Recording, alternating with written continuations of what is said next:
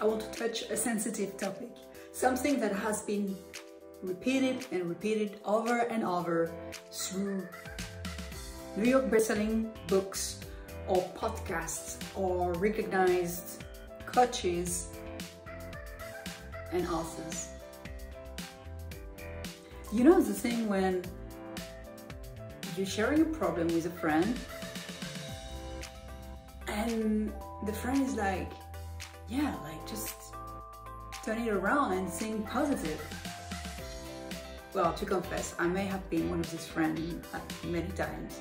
Think positive, think positive. But the thing is, this is incomplete. And here is why. For some of you, you may have already heard about the story, but let me refresh it for others to understand where I am coming from. So I've lived a great childhood, and I get to learn early on at an early age the excitement of traveling. I was 3 years old the first time we went to the United States, and me being so small and over there everything was so big, like the skyscrapers, the sequoias trees, and it was great. And you know, like I didn't ask many questions, I just enjoyed my life. And then I turned up 10 years old, and I was 10 years old when my mother got to share with me that before me, a couple of years before I was born, there was someone else. Her name was Berenice, but unfortunately, when she was born, on the day she was born, she decided to not continue on this dimension and didn't live any further. So this was a critical moment for my family, and it was a tragedy, and it impacted consciously and unconsciously each of us. And today, here is how it impacted me. So when I learned that, I was 10 years old, and unconsciously I've taken some action, behaved in a certain way, because like actually it's only a decade after, 10 years later, that I realized I was carrying more and more this pain with me, that it was not even my own pain.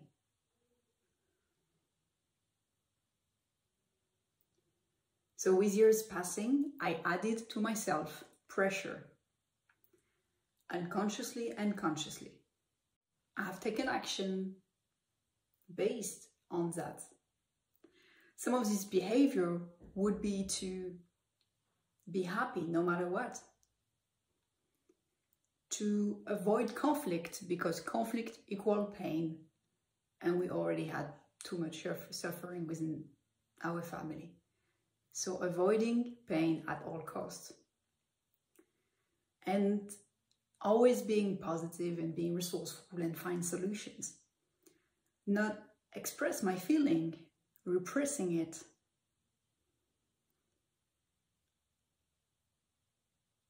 And I would add pressure to myself because I made it, she did not. So I had to live two lives. And actually the self-added pressure unconsciously started when I was in school. I would work extra hours, like do my homework like hard, and then this would happen again in college, working harder, not really smarter, but many hours spent into it, and then same pattern again at college, then from my bachelor degree, my master degree, and then at work. Working. And so I was 17 years old when I first got presented to the idea of positive thinking, thanks to my mother who gifted me the book, The Secret. first learn about the law of attraction and the power of positive thinking, watching out our thoughts. Well, you may be wondering what's the link between my story and positive thinking. The thing is, despite knowing and applying positive thinking that helped me at many different occasions, I believe I still had a strong belief that I had to live two lives. So I turned up as an achiever to fill up this gap of my pain, thinking if I do more, I accomplish more, I'll be more satisfied. Yes, maybe satisfaction, but the pain is still there. So it's not about only accomplishing stuff. Another thing, as I mentioned, is that I would always find a way to turn the situation to my advantage.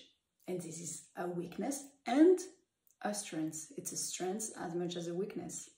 A strength because I'm able to change my perception and how am I winning in this situation. However, it becomes a weakness when really, for example, for myself, I'm saying yes to things deeply I want to say no to. And I'm not being congruent, I'm not being aligned with my values.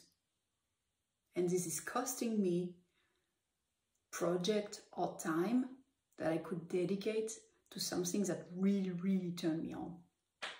You know, by developing a dislike of conflict, I developed as well mental, emotional, and physical bomb that no one would know when it will blow out. Have you ever been in this situation? Or am I the only one here? You know, where are my peers? Like the one who just accumulate and yeah, smiling, and then at one point it's boiling inside and like boom, exploding because can't handle it anymore. Here is a couple of examples of this happen to me.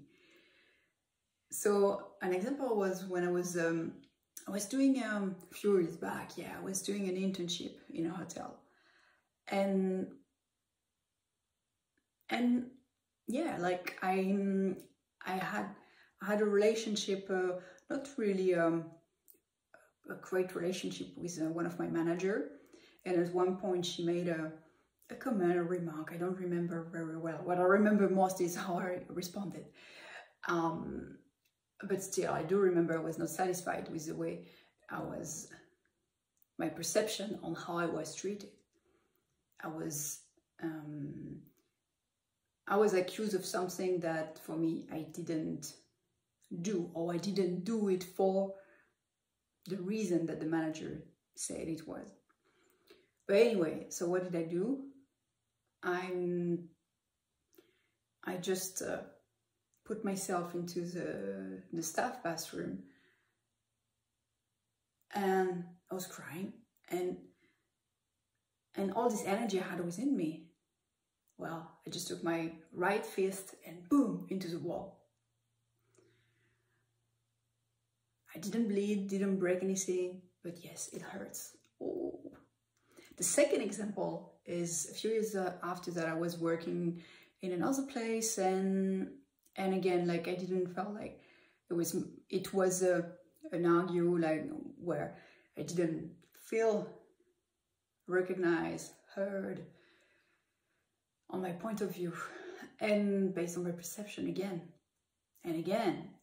Energy was accumulating within my body, and boom, I just took the professional cell phone I had at the time and threw it, boom, on the table, on my desk, and it exploded in different pieces. So in the moment, yes, I realized that what I done is like, it's not really normal. So I just, the first thing I've done is I've taken the phone, went to Human Resources, and explain myself to the director of Human Resources and say, yes, I'm sorry, the situation went like this and I reacted like that. and then the phone was sent back to the factory saying that, yeah, it just fall off the pocket or something and got replaced. That's good. Anyway, the third situation is when I was working for the same company, different place, different location, I mean, and it was 2018, I was accumulating stress, fatigue. I was emotionally, intellectually, mentally exhausted, and I got to an argument with, I was asking for support from my director, who did not support me, but instead took the approach of saying like, oh, how come you don't know that, you should be knowing, in front of other manager. And I just simply blow it and I just say basta, which means in Italian it's over. And here is actually the video where I talk more about that and what I learned from that. And so yes, so after these 3 situations, I knew it was not normal. There must be a way to handle things before it blows up. And so, however, you know, over the last 3 years, by gaining perspective and working with either like on myself, thanks to self-development books, to attending events, like for example, the event of Robin Sharma on personal mastery, and as well working with coaches, it helped me to realign my lenses. When you speak up, first of all, you put things out, and on the second time, on the other hand, you are faced with questions, powerful questions, which allow you to reflect, position yourself, and like, is this true? Is this the story you're telling about? Is it really true? Does it belong to you?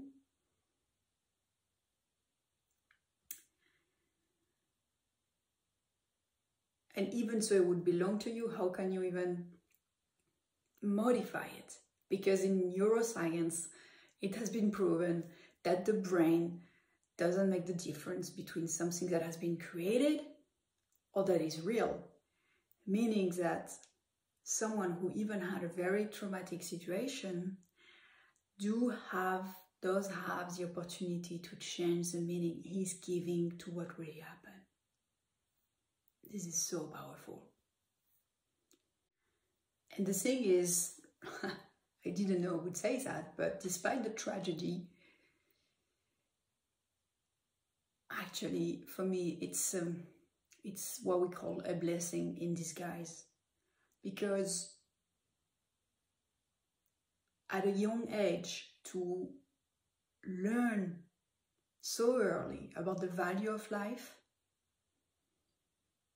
it's really a game changer. And that is why probably some of my peers, previous peers even before, may not have understood how I was committed to something or how time is so important for me. How time is precious for me. It's because I get to learn the hard way, but still it's actually a great way to learn how valuable is life. So to retain is that positive thinking is fantastic, to think positive, but sometimes it may not be working because there are stronger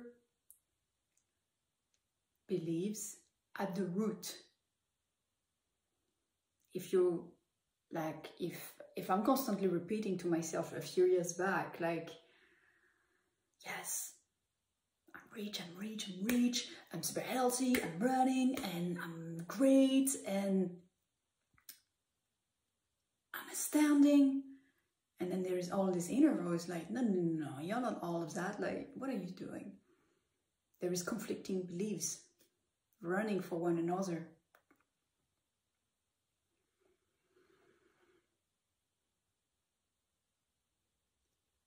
So if you want to enhance the power of your positive thinking,